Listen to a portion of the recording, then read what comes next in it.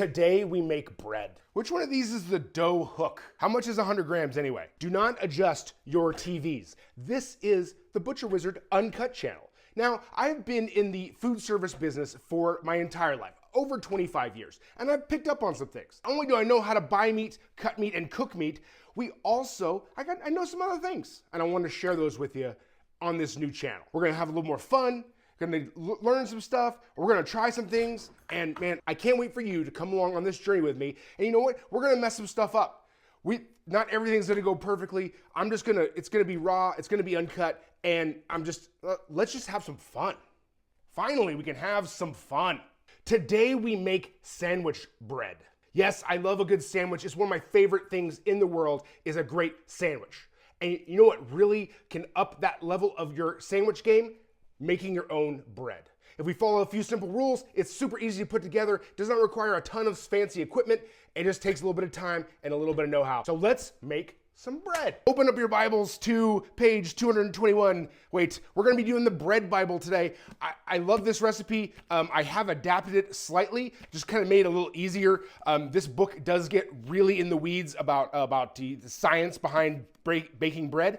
So I've kind of simplified it a little bit because I'm a simple guy. I like simple stuff. So grab your Bibles and let's get to it. Now, for today, we only need a few pieces of specialty equipment. First thing that'll help out is a stand mixer. You can do this by hand, but man, that seems like a lot of work. So we're just gonna knock out the stand mixer. The second thing you're gonna need is a good scale, okay? We're gonna weigh everything out. It's the most efficient way to get the correct proportions of water and flour and yeast. So that's what we're gonna do. Get you a good scale and a stand mixer.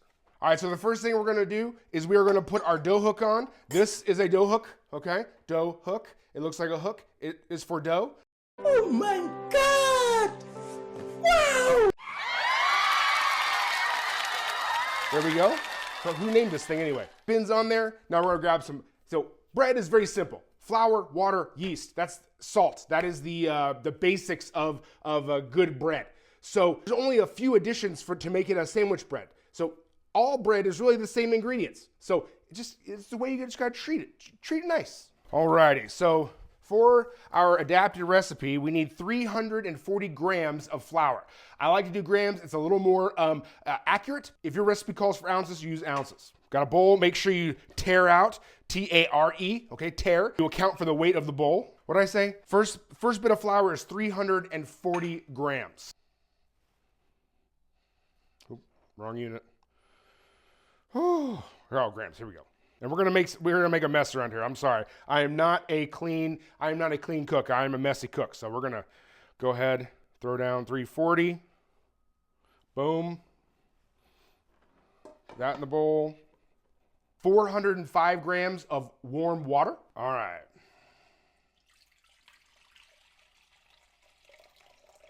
To our water, we're gonna add our 5 grams of instant yeast. Give that a little mix. We got 45 grams of honey, a little sweetness.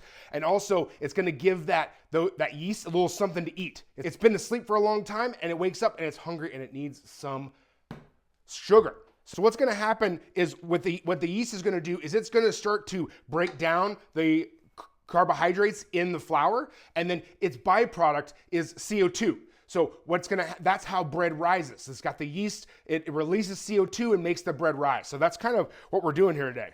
This is a sponge method. Now what happens with a sponge method is you throw everything in here and then we'll add a little bit more flour in the next bit, but, oh dear, it's gonna be a long day, people, it's gonna be a long day. Let's plug this thing in.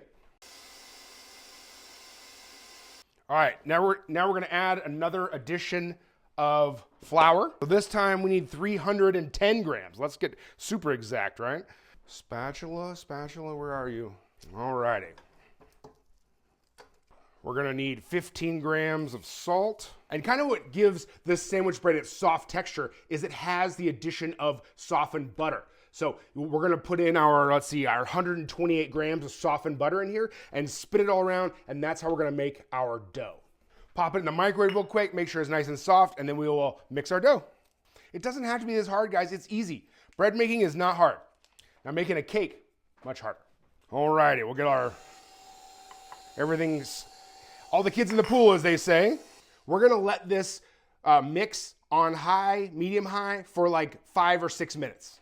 All right, from here, we've let our dough do its thing, and now we're gonna hand knead the rest of it. Now, this is a looser dough, so that it's a little sticky. So we're gonna go ahead and plop it down here on the board or on my counter. And we're just going to work it like so, very nice and easy. It's a very, like I said, it's a very soft dough. So you wanna go ahead and just knead it, make sure there's no pieces of butter that are hanging out. There's no, just that it makes it, look at that, nice, luxurious, soft, perfect. You're gonna take your hands, you're gonna karate chop this thing. What we're doing is we're going underneath and spinning it, okay? And what that's doing is stretching the outside of the dough. So it's got a nice ball. And that way it'll rise evenly. So from here, we're gonna put this in a oiled bowl, and then I'm gonna show you about this proof box method. We need this to rise. In a professional bakery, they have what's called a proof box.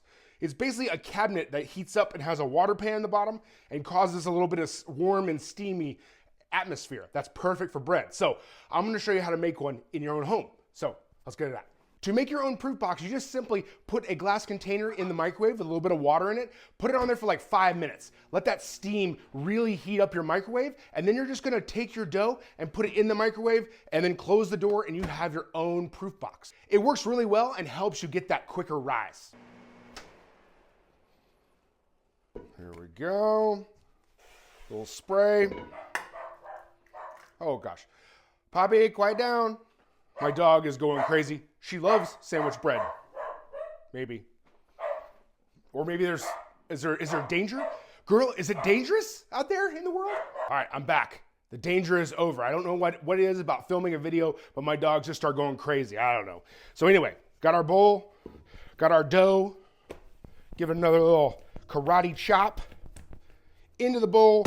We'll put some plastic wrap on it into the proof box. It goes for about 3 hours till it's doubled in volume, in size, and it's poofy. Remember, it's rising. It's rising.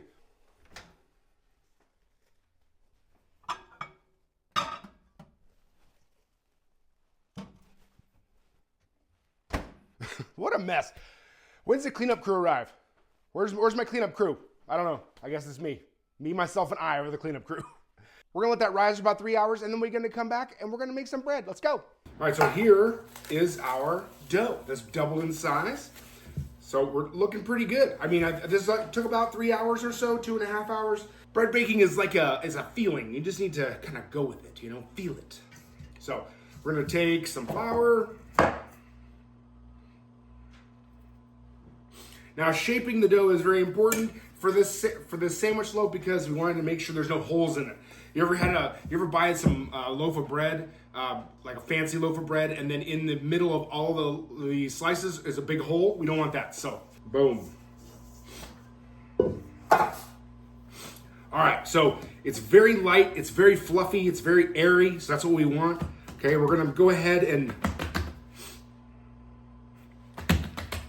make it into like a little rectangle, okay?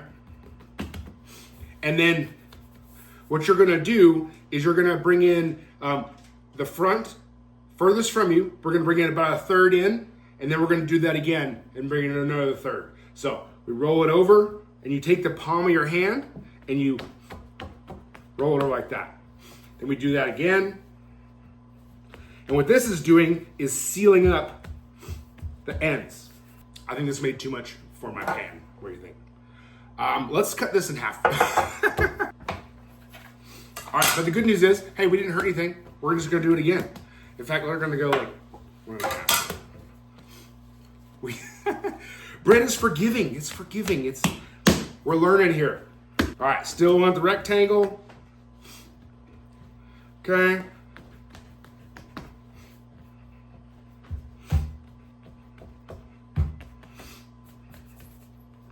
This is one the butcher, not the baker, right? Or the candlestick maker? What is it? Butcher, baker, candlestick maker. That's like a whole thing, right? All right, so we make it into our little loaf shape. We'll go ahead and spray our pan. We're then gonna put a piece of saran wrap over it and let it go for another hour until it starts to rise a little bit more, and then we'll be ready to bake. Boom. Spray the top with a little bit of oil too. That way, as it comes up and hits that saran wrap, it doesn't stick. Lightly and loosely. I'm gonna go put this over by the oven while it preheats, and here we go.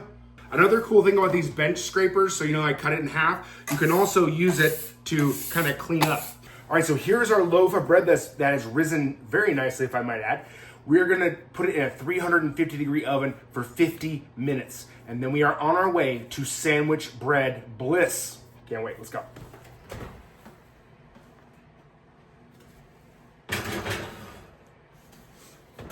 Well, here we go. We are in this. This is it right here. Butcher Baker Candlestick Maker. Thank you so much for coming with me. If you like this video, click on this one next. We're gonna go over how they used to make McDonald's French fries taste so good. See you on the next one.